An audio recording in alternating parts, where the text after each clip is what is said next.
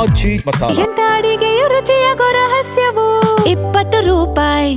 ಅಲ್ಪಸಂಖ್ಯಾತರನ್ನ ಉಳಿಸುವಂಥ ಪ್ರಯತ್ನವನ್ನು ಕಾಂಗ್ರೆಸ್ ಈ SIR ಪ್ರಕ್ರಿಯೆಯಲ್ಲಿ ಮಾಡ್ತಾ ಇದೆ ಅನ್ನೋದಕ್ಕೆ ಪ್ರೂಫ್ ಸಮೇತ HD ಕುಮಾರಸ್ವಾಮಿ ಅವರು ರಾಜ್ಯದ ಜನತೆಯ ಮುಂದಿಟ್ಟರು. ಕೆಲವೊಂದು ವಿಡಿಯೋಗಳನ್ನು ಹರಿಬಿಟ್ರು. ಈಗ ಸೆಂಟ್ರಲ್ ಎಲೆಕ್ಷನ್ ಕಮಿಷನ್ ನಾನು ಆಗಲೇ ಹೇಳಿದಾಗೆ ಕೇಂದ್ರ ಸರ್ಕಾರದ ಅಧೀನದಲ್ಲಿ ಬರುತ್ತೆ. ಇವ್ರಿಗೇನಾಗಿದೆ ಅಂದರೆ BJP ಅವ್ರಿಗೆ JDS ಅವ್ರಿಗೆ ಈ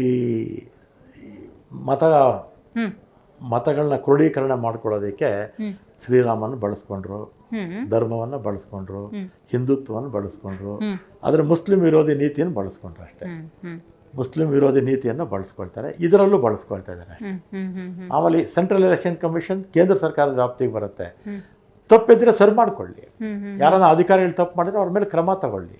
SIR ಪ್ರಕ್ರಿಯೆ ಅಂದಾಗ ಒಂದು ನಿಯಮಗಳನ್ನು ಕೇಂದ್ರ ಚುನಾವಣಾ ಆಯೋಗ ಕೊಟ್ಟಿರುತ್ತೆ ಅಂದ್ರೆ ಅದನ್ನ ಫಾಲೋ ಮಾಡಕ್ಕೆ ಏನು ಸರ್ ಸಮಸ್ಯೆ?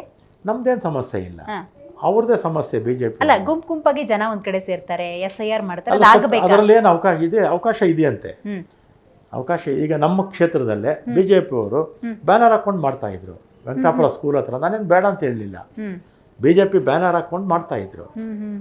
ನಾನೇನು ಪ್ರಾಮಾಣಿಕವಾಗಿ ಆಗ್ಬೇಕಷ್ಟೇ. ಬ್ಯಾನರ್ ಹಾಕೊಂಡೇ ಮಾಡ್ತಾ ಇದ್ರು BJP ಅವರು.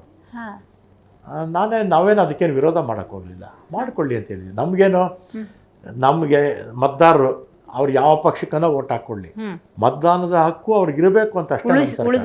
ಅಷ್ಟೇ ಅವ್ರು ಯಾವ ಪಕ್ಷಕ್ಕನ ಓಟ್ ಹಾಕ್ಕೊಳ್ಳಿ, ಎಲ್ಲ ಮತದಾರರನ್ನ ಅವ್ರನ್ನ ಮತದಾರರ ಪಟ್ಟಿನಲ್ಲಿ ಇರೋ ರೀತಿ ಮಾಡಬೇಕು ಅನ್ನೋದು ನಮ್ಮ ಉದ್ದೇಶ ಅಷ್ಟೇ. ಬಟ್ ಕಾಂಗ್ರೆಸ್ನಲ್ಲಿ ಸರ್ SIR ಬಗ್ಗೆ ಮಾತಾಡಿದ ರೀತಿ ಹೆಂಗಿತ್ತು ಅಂದರೆ, ಜೆನ್ಯೂನ್ ವೋಟರ್ಸ್ ಇರ್ತಾರಲ್ಲ, ಅಯ್ಯೋ ನಾವು ನಮ್ಮ ಮತದಾನದ ಹಕ್ಕನ್ನು ಏನಾದರೂ ಕಳ್ಕೊಂಡ್ಬಿಡ್ತೀವ SIR ಬಂದರೆ ಅನ್ನೋ ಒಂದು ಭಯದ ವಾತಾವರಣ ನಿರ್ಮಾಣ ಆಗಿತ್ತು. ಆ ಭಯ ಇಟ್ಕೊಳ್ಳೋದು ಬೇಡವಾ ಹಾಗಾದರೆ?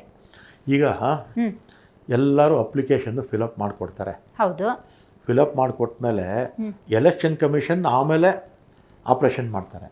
ಅದ್ರ ಬಗ್ಗೆ ಎಲ್ಲರಿಗೂ ಅನುಮಾನ ಇರೋದು ಸೆಕೆಂಡ್ ಸ್ಟೇಜಲ್ಲೇ ವೆಸ್ಟ್ ಬೆಂಗಾಲಲ್ಲಿ, ಮಹಾರಾಷ್ಟ್ರದಲ್ಲಿ ಮತ್ತು ಬಿಹಾರಲ್ಲಿ ತೆಗೆದಾಕಿದ್ದು. ಆಮೇಲೆ ಏನು ಮಾಡ್ತಾರೆ ಅದು ಇಂಪಾರ್ಟೆಂಟು.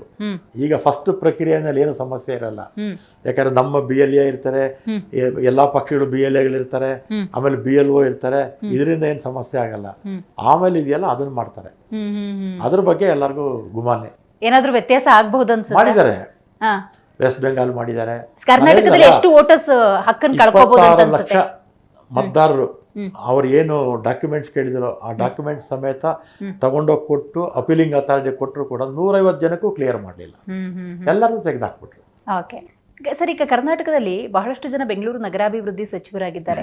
ನೀವೀಗ ಹೇಳಿದ್ರಿ ಒಂದು 10 ವರ್ಷದಲ್ಲಿ ಎಷ್ಟೊಂದು ಬದಲಾವಣೆ ಆಗಿದೆ, ವಾಹನ ಎಷ್ಟಿದೆ, ಜನಸಂಖ್ಯೆ ಎಷ್ಟಾಗಿದೆ ಅಂತ ಹೇಳಿ.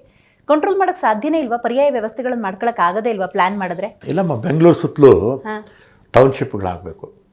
ಓಕೆ, ಬೆಂಗಳೂರು ಸುತ್ತಲೂ ಈಗ ರಾಮನಗರ, ಚನ್ನಪಟ್ಟಣ ಮತ್ತು ಹೊಸಕೋಟೆ ಸುತ್ತಲೂ ಇದೆಯಲ್ಲ, ಅಲ್ಲಿ ಟೌನ್ಗಳನ್ನ ನಾವು ಅಲ್ಲಿ ಬೆಳೆಸಬೇಕು. ಅವಾಗ ಏನಾಗುತ್ತೆ, ಸೆಂಟ್ರಲ್ ಇದು ಓವರ್ಲೋಡ್ ಆಗುತ್ತೆ. ಈಗ ಲಂಡನ್ ಇದೆಯಲ್ಲ, ಲಂಡನ್ನಲ್ಲಿ ಭಾಳ ಕಡಿಮೆ ಜನ ಇರೋದು, ಅಲ್ಲಿ ಬೆಂಗಳೂರು ಸುತ್ತಲೂ ಲಂಡನ್ ಸುತ್ತಲೂ ನಗರಗಳಿದೆ, ಅದೆಲ್ಲ ಸೇರಿ ಲಂಡನ್ ಅಂತ ಕರೀತಾರೆ. ಅಲ್ಲಿ ರೋಡ್ಸ್ ಚೆನ್ನಾಗಿದೆಯಲ್ಲ, ಅವ್ರು ಇಷ್ಟು ಕಿಲೋಮೀಟ್ರ್ ಅಂತ ಹೇಳಲ್ಲ, ಅರ್ಧ ಗಂಟೆ ಜರ್ನಿ, 3/4 ಗಂಟೆ ಜರ್ನಿ, 1 ಅವರ್ ಜರ್ನಿ ಅಂತ ಹೇಳ್ತಾರೆ. ಅಷ್ಟು ಪರ್ಫೆಕ್ಟಾಗಿ ರೀಚ್ ಆಗ್ಬಿಡ್ತಾರೆ. ಎಲ್ಲೂ ಟ್ರಾಫಿಕ್ ಸಿಗ್ನಲ್ಸು ಇರಲ್ಲ. ಅಲ್ಲಿ ಸಿಟಿಯಲ್ಲಿ ಮಾತ್ರ, ಕೋರ್ ಸಿಟಿ ಇರುತ್ತಲ್ಲ, ಅಲ್ಲಿ ಮಾತ್ರ ಇದಿರುತ್ತೆ ಅಷ್ಟೇ.